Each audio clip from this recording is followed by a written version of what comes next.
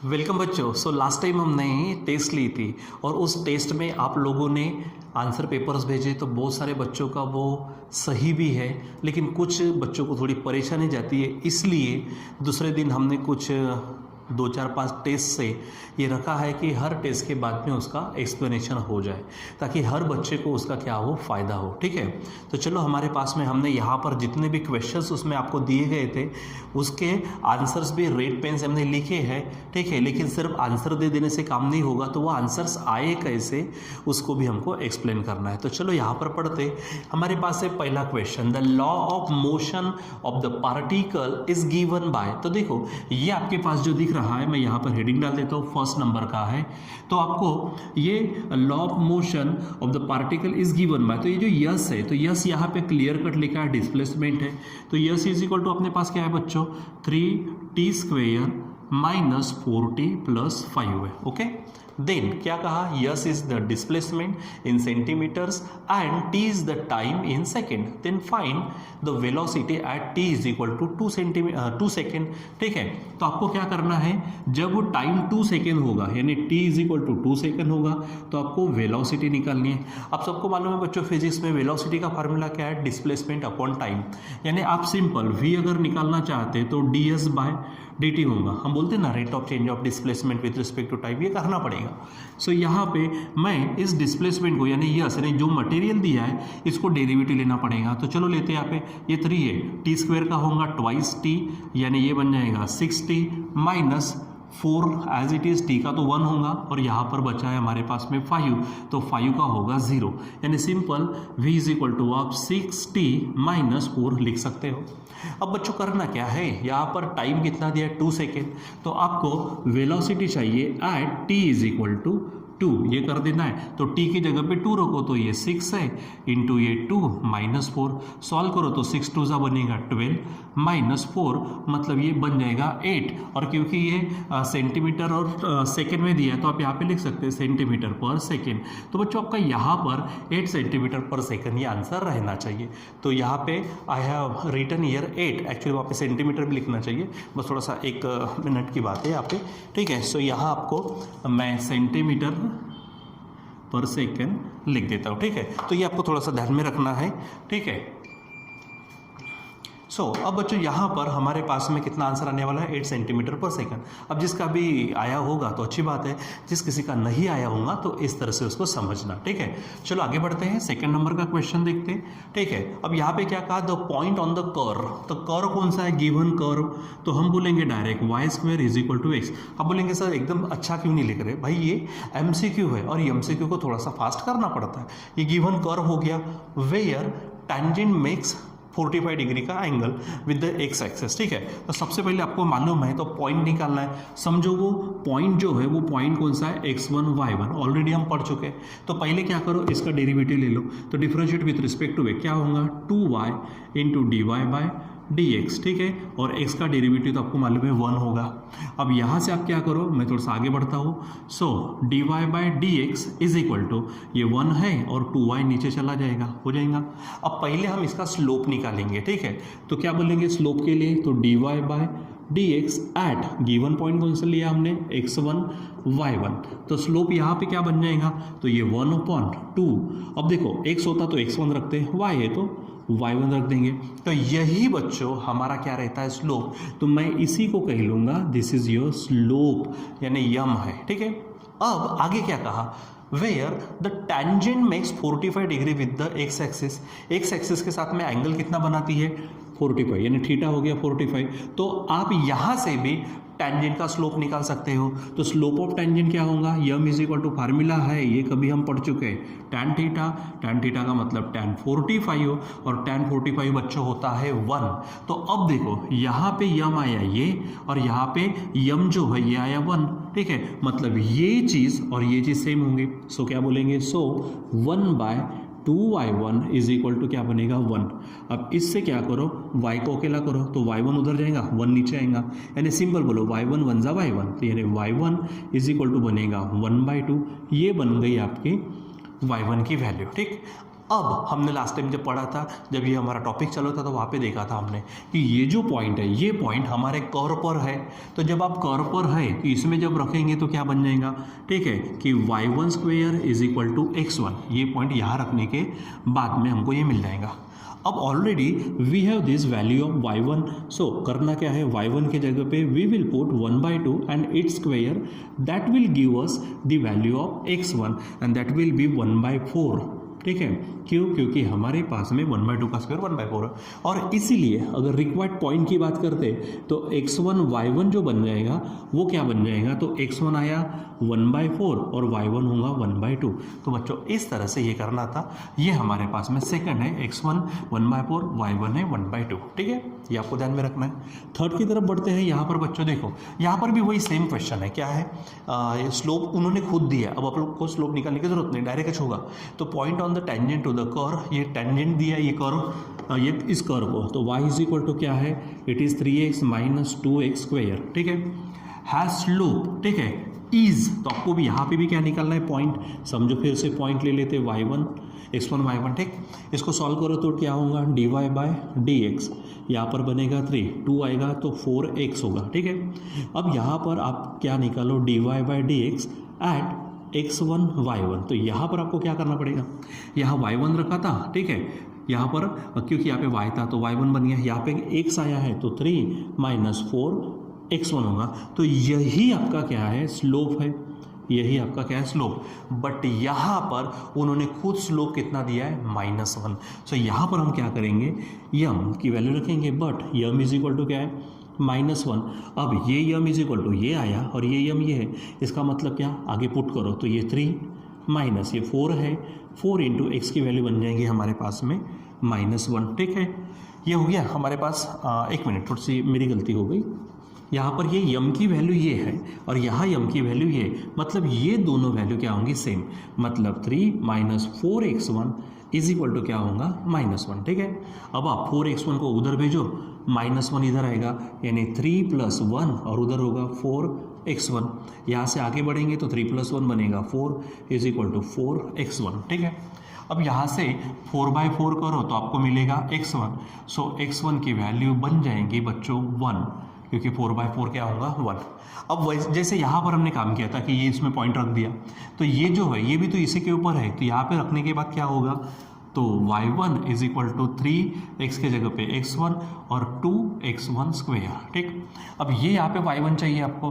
अब देखो ये 3 है, x1 की वैल्यू क्या मिली है, 1 माइनस 2, x1 की वैल्यू मिली है 1। सॉल्व करो तो ये 3 1 जा 3 और ये 1 का स्क्वायर तो 1, 1 2 जा 2 होगा, यानी ये, इसीलिए हमारे पास में क्या हो जाएगा, y1 भी हमारे पास 1 होगा। इसलिए हमारे पास में जो x1 y1 यानी जो रिक्वायर्ड पॉइंट है वो मिलेगा 1,1। सो हमारे पास ये आंसर बन जाएगा। तो इसको आप ध्यान में रखो, थोड़ा अच्छे से करो, रिवाइज करते जाओ किसी चीज़ को, हम क्या पढ़े हैं, कौन से बेसिक पॉइंट है हमारे पास में, तो पट से चीज़ें मिलती है बच्चों। ठीक है, तो चलो क्वेश्चन नंबर 4 देखते हैं, आगे बढ़ते हैं। अब यहाँ पे क्या कहा, देखो, इफ द रेडियस को हम जनरली r से बताते हैं, of the circle changes at the rate of this 0.04 centimetre पर सेकेंड। अब यहाँ पे रेट चेंज दिया है, यानी रेडियस कभी भी देखो, वैसे भी यहाँ पे चेक करो, सेंटीमीटर पर सेकेंड है, सेकेंड यानी टाइम। मैंने मैक्सिमम टाइम कहा है, बहुत बार कहा है, बार बार कहा है, ठीक है, कि जनरली जो भी रेट होता है वो जनरली टाइम के साथ होता है। अब चेंज कौन हो रहा, रेडियस, तो मैं यहाँ पर क्या ले लेता हूँ, dr/dt। ठीक है, यानी rate of change of radius and the rate is 0.04।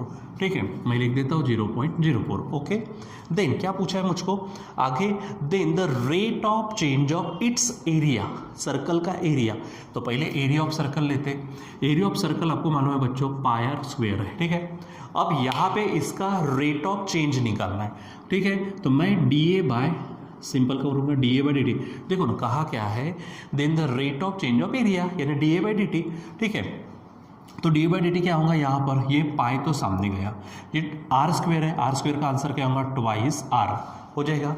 अब उसने और एक चीज़ कही, वेन रेडियस इज 10, रेडियस कितनी यहाँ पे 10 है, तो मैं यहाँ पे लिख देता हूँ dA/dt when radius r is equal to कितनी है 10 है, तो इसमें रखो ये 2 है, सॉरी एक गलती हो गई मेरी, यहाँ पे देखो पाई तो है, आर स्क्वायर का डेरिवेटिव ट्वाइस आर होगा, लेकिन फिर से dr/dt होगा। क्यों? क्योंकि हमारे पास रेडियस और एरिया ये अलग पैरामीटर है और हमने with respect to time derivate किया उसको, ठीक है, तो ये ऐसा हो जाएगा। तो चलो ये 2 है, पाई को रहने दो, ये r की वैल्यू 10 रखेंगे हम, और dr/dt उसने खुद दिया है 0.04 है, ठीक है। चलो सॉल्व करते हैं इसको, तो देखो 2 4 ज़ा 8 बनेंगे, ठीक है। अब उसके ऊपर 10 से मल्टीप्लाई करेंगे तो 80 बन जाएंगे, लेकिन यहाँ 2 घर के बाद पॉइंट है तो 1 2 यहाँ पॉइंट आएगा, यहाँ 0 हो जाएगा, और बचा क्या है पाई, ये पाई लिख दो यहाँ पर। अच्छा ये एरिया है, एरिया को हम सेंटीमीटर स्क्वायर पर टाइम है तो सेकेंड आप लिख सकते हो, यानी आपका जो आंसर होगा ये होगा 0.8 पाई सेंटीमीटर पर सेकेंड। इस तरह से गड़बड़ी मत करना, जैसे मेरी यहाँ पे गड़बड़ी हो गई थी, ऐसी गड़बड़ी आप ना करो, ठीक है। और जल्दबाजी में इसके चांसेस ज़्यादा होते हैं, ठीक। चलो वैसे कुछ प्रॉब्लम हमारे पास में, question number 5, the radius of cylinder. अब यहाँ पे फिगर कौन सी है, सिलेंडर है, वो भी देखो ना वहाँ पे वही कहा होगा, कौन सा, is increasing at the rate of 3 metre per second, वही तो दिया आपको। करना क्या है, जो चीज़ दिया है ना बच्चों, सबसे पहले तो उसको नोट डाउन कर लो। तो रेट दिया है यानी रेडियस का कितना है 3 metre per second, so just right here 3 metre per second, okay. Then its altitude, आपको मालूम है अल्टीट्यूड का मतलब क्या होता है, हाइट। अच्छा इज डिक्रीजिंग, उसने क्यों ऐसा कहा होगा, 2 मिनट के लिए सोचो, ये आपका क्या है, सिलेंडर है। अब क्या हो रहा, उसकी रेडियस इंक्रीज हो रही है, यानी ये जो सिलेंडर है, ये सिलेंडर अभी बार क्या है, अभी बोदा हो रहा है वो, ठीक है, तो ऐसा फैल रहा है। जब ये फैलेगा ना बच्चों, तो ऑटोमेटिक क्या होंगे, ठीक है, उसकी हाइट कम होंगे। अब ये फैलने का चांस कैसा है, मान लीजिए आपके घर में एक आधी कोई बॉटल होंगी, मान लीजिए मेरे पास ये बॉटल है, ठीक है, आप क्या करो, इसको पूरे हर साइड से इसको ऐसा खींचो, अपने आप ये बॉटल क्या होंगे, ये होंगे, ठीक है, यानी दबेंगी, मतलब उसकी अल्टीट्यूड जो है वो हाइट कम हो जाएगी, अल्टीट्यूड यानी हाइट। तो altitude is decreasing at the rate of 4 metre per second, यानी हाइट ले लेता मैं, तो इसको मैं कहूँगा dh/dt इज इक्वल टू कितना दिया है, 4 मीटर पर सेकेंड। लेकिन बच्चों यहाँ पे ध्यान में रखो, जब डिक्रीजिंग होता है तो रेट को नेगेटिव ले लेना, यानी आपका जो dh/dt है वो क्या रहेगा, माइनस। ये थोड़ी मेहरबानी करनी है आपको, यहाँ पे रेडियस बढ़ती थी तो एरिया भी बढ़ेगा, ठीक है। जैसे ये सर्कल था, ऊपर में क्या था हमारे पास, सर्कल, ये सर्कल है, सर्कल अगर बड़ा बना दिया जाए तो सिंपल बात है भाई, इसका एरिया बढ़ जाएगा। लेकिन यहाँ पे क्या हो रहा है कि रेडियस तो बढ़ रही है, लेकिन ये ऐसा हाइट कम हो रही है उसके, ठीक है, तो यह ध्यान में रखना जरा सा। चलो अब आप आगे क्या कहा उसने, the rate of change of volume. अब आपको क्या करना है, वॉल्यूम निकालना है। तो first of all we have the formula for volume of cylinder and that is what, V is equal to pi r square h। Now we have to find the rate of volume, ठीक है, तो जो भी होगा, so we find here dV/dt। So pi को बाहर निकाल दो, एक्चुअली आप क्या करो, इसका डेरिवेटिव ले लो, derivative of r square h, ठीक है। अब क्योंकि ये पाई तो कांस्टेंट है भाई, उसको छोड़ दो, ठीक।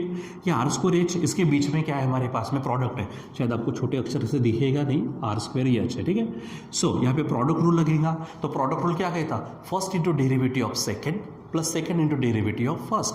तो फर्स्ट यानी कौन है, ये आर स्क्वायर है, इंटू डेरिवेटिव ऑफ सेकेंड मतलब dh/dt plus second, so second होगा h, और derivative of first r square का डेरिवेटिव ट्वाइस आर, और फिर से dr/dt हो जाएगा। चलो अब आपको क्या चाहिए, dV/dt, लेकिन अब किसके ऊपर, कुछ ना कुछ कंडीशन देता वो, the rate of change of volume when radius is 4, यानी r होगी 4 एंड अल्टीट्यूड इज 6, यानी h होगी 6। ध्यान में रखो क्या है, एट रेडियस है 4 और h है हमारे पास में 6, ठीक है। सॉल्व करते हैं, ये आपके पास में फार्मूला है, ये पाई हो गया आपका, ये r स्क्वायर, सो r कितनी है 4 का, यहाँ पर 4 का क्या करो आप, स्क्वायर करो, ओके। देन dh/dt, तो dh/dt है -4, सो राइट हियर -4 प्लस ये h है हमारे पास 6 इंटू 2 है, फिर से r देखो r कितनी है, यहाँ पे है 4 और dr/dt है 3, ओके। चलो इसको सॉल्व करते हैं, अभी काम हो जाएगा हमारा। ये पाई है, ठीक। यहाँ पे देखो बच्चों, ये 4 का स्क्वायर 16, 16 4 जा 64, बट माइनस होने के कारण -64 प्लस देखो 6 2 जा 12, 12 4 जा 48, और 48 को आप मल्टीप्लाई कर दो 3 से, तो 3 8 जा 24 बचे 2, 3 4 जा 12 और 2 14, ठीक है। तो चलो ये हो जाएगा। अब इसको सॉल्व करो, ठीक है। तो डायरेक्ट यहीं पे सॉल्व करते हैं, पाई तो वैसे भी रहने वाला है। अब यहाँ पे दोनों का साइन अलग अलग है, तो सब्ट्रैक्शन 4 में से 4 गया 0, ये 14 है, 14 में से 6 गया तो 8, यानी 80 पाई कितने बनेंगे यहाँ पर 80 पाई। आप अच्छे से लिख लो इसको 80 पाई। अच्छा वॉल्यूम है, तो वॉल्यूम का क्या रहता क्यूबिक सेंटीमीटर पर सेकेंड, तो ये इस तरह से रहने वाला है। सो आपके पास यहाँ पर ये आंसर होगा 80 पाई क्यूबिक, सॉरी यहाँ पे मीटर है, कोई बात नहीं है, सेंटीमीटर के एवरेज में मीटर लिख लो आप, ठीक। तो ये आ जाएगा, ठीक है बच्चों। तो यहाँ पर इस तरह से आप क्या कर सकते हो, आंसर ढूंढ सकते हो। जैसे पहले का आंसर था हमारे पास में 8 मीटर पर सेकेंड, दूसरे का आंसर था हमारे पास में यहाँ पे लिखा है हमने, ये सेकेंड है 1/4 और 1/2, तीसरे का आंसर हमारे पास में ये यहाँ लिखा हुआ है 1,1, ठीक है। फोर्थ का आंसर है हमारे पास ये 0.8 पाई सेंटीमीटर स्क्वायर पर सेकेंड, और लास्ट का आंसर है हमारे पास में ये। तो किस तरह से आए, तो ये बच्चों आप इसको क्या करो, अच्छे से क्या करो, इस वीडियो को देखो, ठीक है। अब क्लास होता तो क्लास में कहता मैं, और नोट डाउन करने को भी कहता, और थोड़ा सा अच्छे से करने की कोशिश करो, ठीक है। कभी कभी बच्चों क्या है कि हमारी पढ़ाई हो जाती है, लेकिन कभी थोड़ा सा क्वेश्चन इधर उधर का आ गया तो वक्त पर हम सोच नहीं पाते। तो उसके लिए सिंपल सा तरीका है, बार बार पढ़ा करो, प्रैक्टिस किया करो। जैसे ही प्रैक्टिस हो जाती है ना, और जो अंदर से फीलिंग आती है कि भाई मैं कुछ भी कर सकता हूँ, तो वो कुछ भी करने वाला, वो जो फीलिंग है कुछ भी करने वाली, उसको लाने के लिए बहुत सारी प्रैक्टिस करो, बार बार रिवाइज करो, ठीक है। मैं बार बार कहता हूँ, फिर एक बार कहूँगा, आप सिर्फ एग्ज़ाम के लिए मत पढ़ो, पूरा नॉलेज लेने के पढ़ो, ठीक है। जब नॉलेज आ जाएगा ना, तो हम किसी के भी सामने उस नॉलेज को रख पाएंगे, उस नॉलेज से कुछ ना कुछ हासिल कर पाएंगे, क्योंकि नॉलेज है तो सब कुछ है, नॉलेज नहीं तो फिर आप गए काम से। अगर मुझे नॉलेज नहीं तो मैं भी गया काम से, ठीक है। अब मैं भी कोशिश करते रहता हूँ हर दिन पढ़ने की, सब कुछ करने की। बच्चों आप भी किया करो। सो बच्चों आज के लिए बस इतना ही, बाकी का कंटिन्यू करेंगे हम बाद में। Till then bye.